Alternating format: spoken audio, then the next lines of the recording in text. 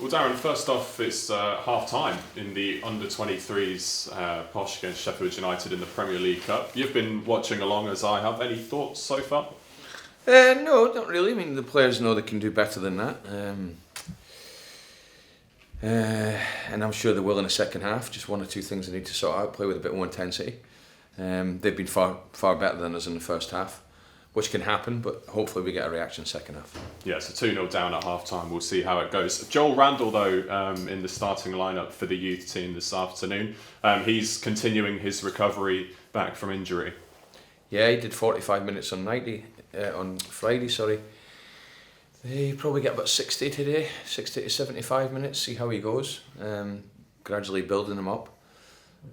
So it'd be good to get him more minutes, it's pleasing. And then we'll see how he is, see how he reacts to today's game, and then obviously make a decision towards the Barnsley game on Saturday. Okay, on to Blackburn then. Normally after a defeat, Darren was saying, you're looking for a response from your players, but it's not quite like that this time, is it? Because the performance, as you said, the weekend was largely good. I think you said it was the best away performance of the season so far. So you're up for more of the same, just a bit more clinical in the final third. Well, yeah, I think I said something similar to the Middlesbrough game where we pretty much dominated the ball, but we didn't create chances. Our final pass was wrong. Our decision making wasn't correct. And I think Saturday, although I felt it was a better performance, was very much the same, and look, the stats tell you that 14 shots at goal, only one on target. That's not a good start, in terms of looking at the stats after the game. So, but we got into good positions. It wasn't as if we looked like we weren't going to create chances. It was just the final bit was missing, and you have to trust the players that they can improve on that. Yeah, we were speaking to Sam Smodics after the game as well, and he said it wasn't so much a matter of a lack of belief. They've got the belief. It's a case of decision making. Is that something that you can work on the training ground? I think it certainly is. I think you've got to you just persevere with the players. You've got to trust them and hope that they do the right things when it really matters in the games. I don't think it was a lack of belief. I felt our belief was tested and our mentality was tested by losing a goal so early in the game. I thought we responded very well to that. But, whether it's whatever it is, we need to change it in terms of we need to have more shots, we need to have more belief, we need to just pull the trigger more. That was something that we definitely took out of the game. Yeah, and I know over recent weeks you've had a bit of psychological work going on as well on the training ground. Is there any more detail that you can give us about that? What exactly has been going into the players? No, there's no more detail to that. It's just something that we've looked at and something that we feel that perhaps could help the players. But yeah, whatever we've been doing, I'll just stay in house. Okay, so looking ahead then to Blackburn, obviously you've mentioned already how you like to treat each game individually in terms of the team selection. Stoke, I think the idea was to try and get in behind and play through them. How did you feel that went? Obviously had a lot of the ball, but in terms of playing it through in behind. I thought Sammy and Sariki ran in behind them quite a bit. Again, it was just about the final bit at the end. And obviously, as a manager, you have to look at each team accordingly and pick a team that you think's going to hurt them in terms of where you feel there might be a weakness in the opposition, and that's the same for every game we play. So Blackburn will be no different. Yeah, Blackburn no different. Can you expect much of a different game plan? Obviously, Johnson Clark-Harris was left on the bench against Stoke. Is this sort of two different plans you've got going on, one without Johnson and one with, in a way?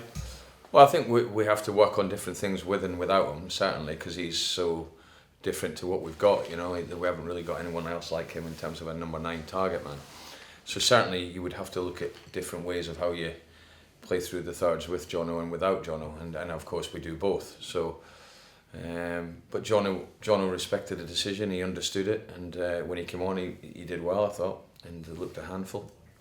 So he gives us a totally different dynamic, but I actually felt that the players that played up front, apart from the final bit, did quite well.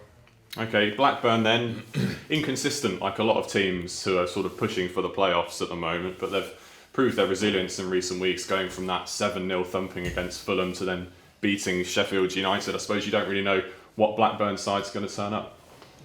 Well, I think the Fulham game was a real one-off. There's no signs that that's been a consistent. It hasn't. It was a one-off game. It was a freak game. I watched it because we were obviously due to play Fulham, and listen, they went down to 10 men and Fulham just punished them every time they got anywhere near the box.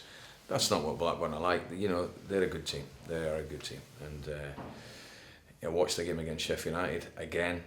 They have a good mentality in the sense that they went behind after about 96 seconds in that game after losing 7. And they came back and won it, and I felt they won it quite comfortably. And then obviously I've watched a game from the weekend where they played 2 different formations. So listen, they've got good players, very, very good attacking players. So again, I say every week, there's no easy games at this level, and we have to make sure that I think we've spoke a lot about getting performances, but I feel the performances are one thing. We have to start getting points. It's as simple as that. Yeah, in terms of Blackburn's main threats, you're obviously well aware of Brereton Diaz. He's drawn a lot of hype and attention this season. How are you hoping to combat the big threat of Brereton Diaz, one of the top scorers in the league? Yeah, but we've coped with some really good strikers at this level. You know, we have managed to cope with them. You know, I know obviously Mitrovic did score, but we coped with them pretty much throughout the game. So look, I feel that the teams you play against, the difference in this league to the league before last season is generally you're always talking about a top striker in each opposition team. You know, and that's not going to change. We've played against another one in Diaz. But I have to say, it's not just him. The service they get to him, the quality they get around the last third of the pitch is something that we really need to concentrate on. Let's talk injuries, Darren. Obviously, we've mentioned Joel Randall already. Ricky J. Jones back in training as well. How's he getting on? Good. He's looking good, Ricky. He looks sharp. His fitness levels are good. The idea is to get him a full week of training. There is an under-23 game at Everton next Wednesday. He will play in that. And then again, it's I mean, you would have to say Ricky's been out for pretty much the whole season, you know, and we're nearly in December, so I think there's no rush with him. Yeah, but again, another one that's different to what we've got with the sheer pace that he brings to the team. So it'll be good to have. We need as many bodies as we can back, but one thing I don't want to do is rush them in where they have to be injured again. We have to take our time with them, Joel as well, and make sure when they do come back within the first team that they're absolutely ready. Yeah, and Jack Marriott's still some way off. What sort of month are you targeting with him? We're not. It'd be wrong to do that. I've had a good chat with Jack. He's got a scan tomorrow, which will tell us where we can go next with him. If that's all clear and good, we can start kicking him on a little bit. He's been doing a little bit of scouting for me, so that's good, keeping him busy. But no, Jack, again, listen, there's no point in putting a time on it. It's similar to the other two, and I think probably even more so with Jack, is we need to make sure that we've got him back to a level that he can, you know, be the Jack that we all know he is, where he's dynamic and he's off the mark and he's quick. I don't think we really got him up to that because he was so long out, missed a bit of pre-season, then played and then got injured. We need him completely fit, so I'm not going to put a time scale on it. For Jack, it'll be, you know, he'd be chomping at the bit, he'll be ready to go, but I think you're almost at a point with Jack as if you're sort of resetting everything and going back to where he was. Any other fitness concerns at all, Darren?